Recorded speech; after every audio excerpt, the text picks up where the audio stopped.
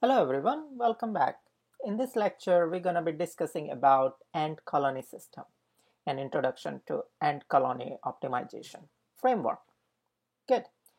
So in real life, you might have seen ants, okay, and you might not have observed them in detail, but these are very smart creatures when it comes to finding the food.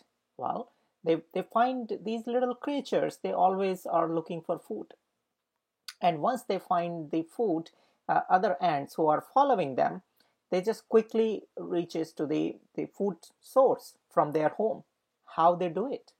They work in group, and when they work in group, they are the smartest creatures for exploring or optimizing the route to their food from their home.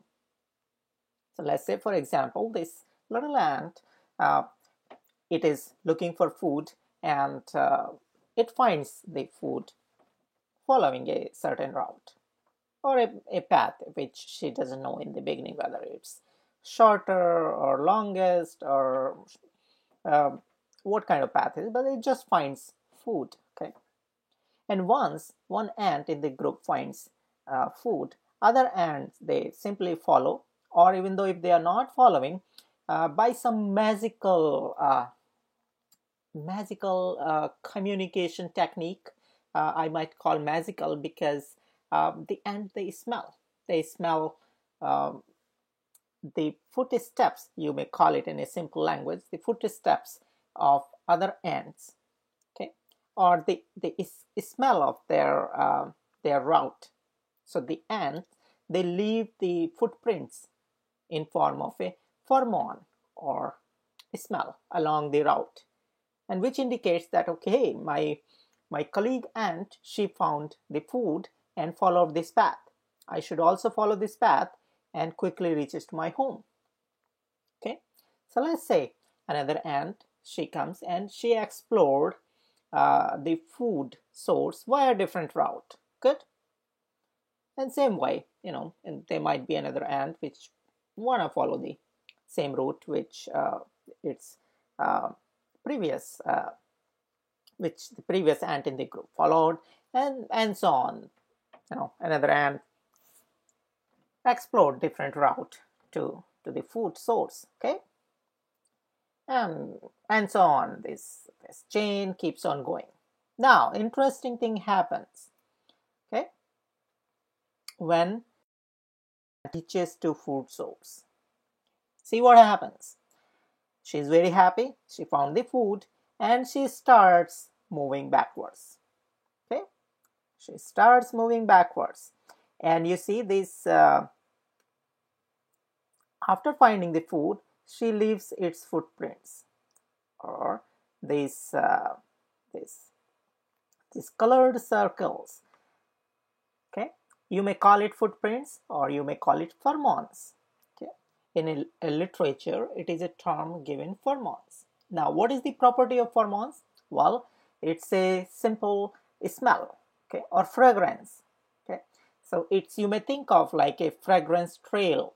Okay, so think about, for example, if the smart creatures, their nose is pretty good in getting the smell. So they can, if they are lost, but the smell is coming, they might follow the same path. So what this ant does, after collecting the food from the source, it moves backwards, okay, and leaving its footprint or smell along the route.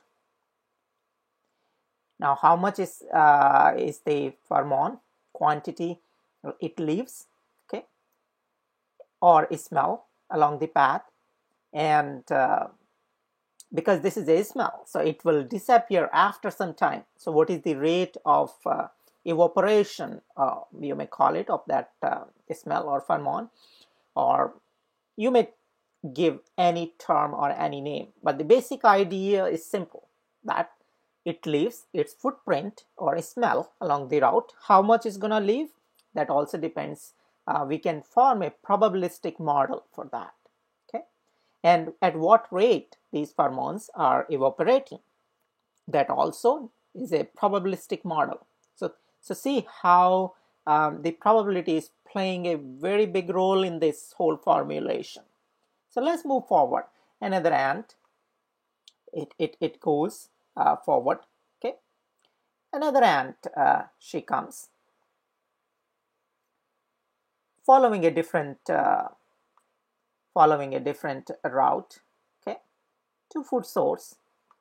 She is happy, collects the food, and she smells that the pheromones, okay, or fragrance trail. She smells and she finds, okay, my previous colleague, she collected the food and left via this route, and this route might be the shortest route to our home. Okay, so she follows this track which uh, her colleague followed earlier. Okay, and she also leaves uh, her unique signature or footprint, okay, or pheromone along that route. So see how the pheromones are getting collected along the route. So the pheromone or the smell left by the previous ant, the different color, uh, it might be evaporated or maybe very less quantity left. But this the second ant, she leaves its pheromone or its signature, okay, represented by a blue color. So she leaves her ant and follow the same path. Now what's going to happen when the third ant, okay, when the third ant will come, okay, collect the food here, and now she will smell the pheromones or fragrance left by her previous two colleagues. Now she might follow the another route, okay, but she might not follow another route because the smell of the pheromones or the fragrance along this route will have higher intensity. So she most likely will follow this route. Of course, she might follow another route. But then the following ant or the next ant which will come, she will think, okay, at which route I am finding the better smell or the higher intensity pheromone smell. She most likely will follow that route. Now see, as you can see here, at this intersection, okay, the first ant reaches its home, but the second ant is still on the way, and at that intersection it might have happened that the pheromone left by the first ant, it doesn't have that much intensity left, so she might be confused and she might, follow a different route from this intersection. It is possible. But you see, as more and more ant will follow and leaves their footprint, then it will help the future, or it will help the ants who are gonna follow this path in future, okay, to take the better decision which route they should choose at every intersection, because the intensity of the pheromones left along the route will be more if more and more ants follow that path.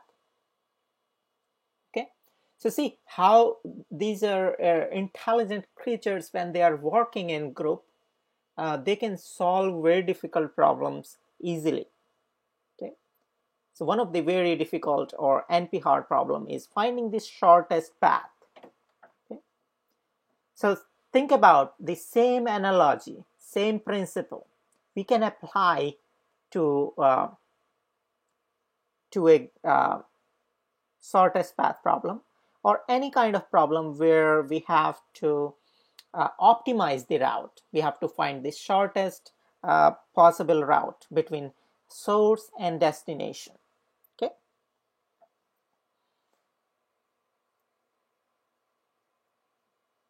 so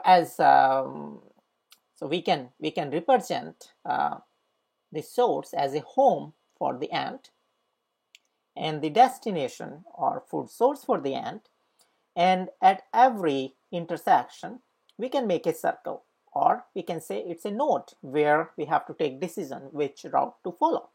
Okay, and we can also put some label on each